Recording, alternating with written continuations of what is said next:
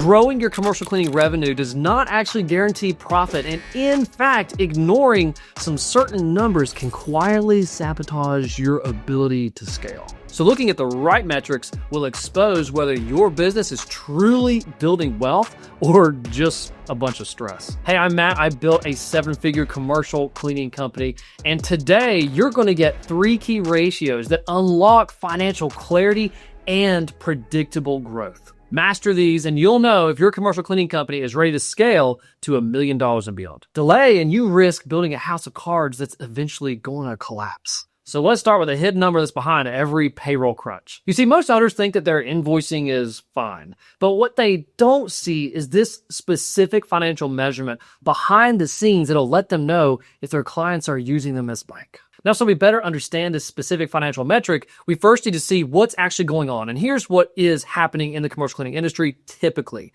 What you see is most owners will be on what's called a net 30. That's where they provide the services for a month and then they invoice at the end of the month and then they wait 30 days to receive their payment for that month. The problem is that they're actually not operating on a net 30. If you look at it here, they're actually operating on a net 60, even though they think and are being told they're operating on a net 30. And what this ultimately does is it slows down the growth of your business. Let's say you pay your cleaners weekly like we do in our company. Let's go back to this same 60-day period. That means that you're going to have to personally float 8 to 9 payrolls before you receive a single check from your client. And what that also means is that that check that you received 60 days later is only paying off anything associated in those first 30 days. So you still have this whole other month out here that you have to be floating and taking care of while you're receiving your money for that previous month. And so what ends up happening is when owners add more and more commercial cleaning accounts like they originally wanted to, it ends up making them put more and more money into their business to float those accounts, and they're trying to catch up on their payments, trying to pay their cleaners, but they're falling behind somehow, right? But my revenue's growing, but my expenses seem to be increasing, my cash is going down, what's happening in my business? And it's all because they're thinking in terms of net 30 instead of what's called DSO. And DSO stands for Days Sales Outstanding. And this just simply means how fast is your company really getting paid, not terms like net 30 or net 15 or any of that. We want to know from the first moment that revenue was incurred, when is the payment coming in on average? And so what that also means is that mastering this metric and doing well at it means that your company won't be choked whenever it's adding more and more clients. You won't have to struggle with the cash flow burden. In fact, in our company, we've had clients refuse to start service until we received our payment up front. And if you want to actually install those specific systems into your commercial cleaning company, check out the links down below for the Janitorial Millionaire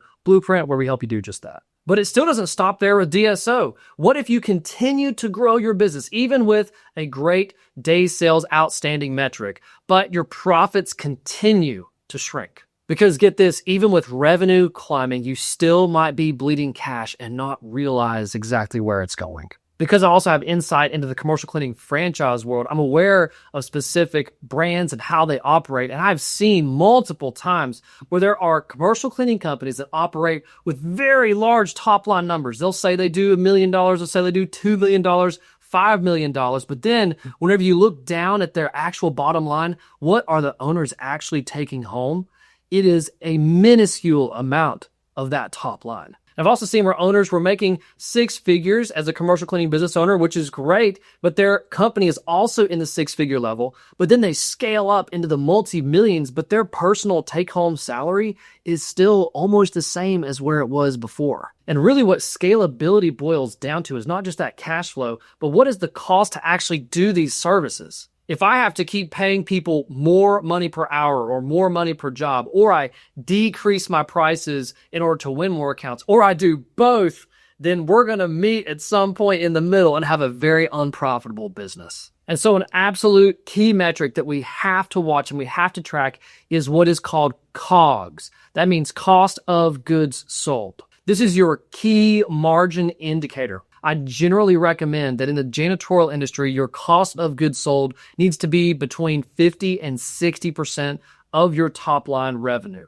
And what I see happen so often is that commercial cleaning owners will underbid, or they'll pay way too much for their cleaning, and they wind up paying out 80% or 70% or even more to their cost of goods sold. And your cost of goods sold is not just around labor as well. It's also around the cost of equipment and supplies to get the job done. And so COGS really reveals the cost of delivering your services, and if more growth is actually going to be putting more money in your pocket. Because also think of it this way: if you have a company that's doing $500,000, they've got a 50% COGS, and you've got a company that's doing $1 million and it has an 80% COGS, which one's actually contributing more to the bottom line? And not only that, I would say which one's probably a little bit easier to manage as well. So whenever you get your sales process right and your labor processes right, your COGS is going to be healthy and scalable. What you want to do is stack healthy revenue, not unhealthy revenue. And so you can have DSO and COGS figured out, but there's one more metric that can stifle or suffocate your growth. And now this one is actually one where owners don't think about optimizing it properly. They typically are trying to minimize this one to as low as possible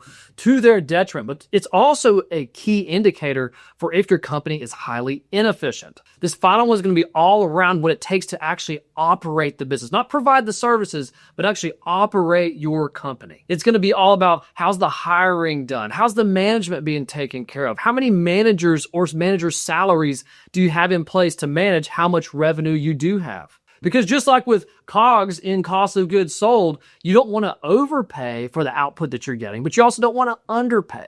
And so what this metric is called is overhead burden. And so what you don't want to do with your overhead burden is have absolutely no overhead, right? So if you have no actual help from any sort of management structure in your company, no help in the office, then it's going to be all on you, right? And you're still trying to grow your commercial cleaning company too. So you got to have the right amount of overhead burden based on to what scale you're aiming for, how fast. It's a leading indicator for where is your company going, or where is your company going to stall out at.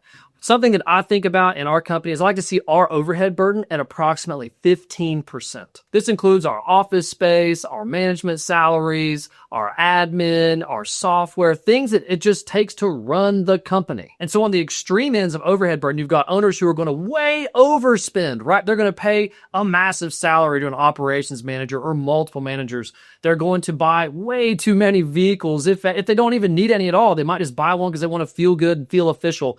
Same with buying too big of an office space or renting too much space than they really actually could use. Then on the other end of the spectrum, you have people that won't spend a dime on things. They want the cheapest software. They don't pay anyone to help manage their company. They're not getting any help, and it's just all on them. So as an owner, you have to get rid of ego and greed in order to find that happy medium, that balance that's going to be optimized for growing your company while also respecting the profit that you need to make. And what happens is when you put all three of these ratios together, you get a very clear picture of the health of your commercial cleaning company. Now, to get the full picture of a 7-figure commercial cleaning company and to figure out what you need to do to scale to that 7-figure point and beyond, check out the links in the description where you can access the Generational Millionaire Blueprint and have that installed into your company. Now, earlier you saw just how fast profits can just vanish. And one of the factors that affected that was actually your top line, your pricing, not just the costs and your expenses. If you need help on how to price your commercial cleaning jobs, or if you want to know if you're actually underpriced right now and need to make some adjustments, or even if you're overpriced and in danger of losing your accounts, then go watch this video right here where I talk about how to bid and price and calculate commercial cleaning quotes. If you like this video, please like and subscribe. Again, my name is Matt. I'm your 7-figure commercial cleaning CEO. And until next time, keep building.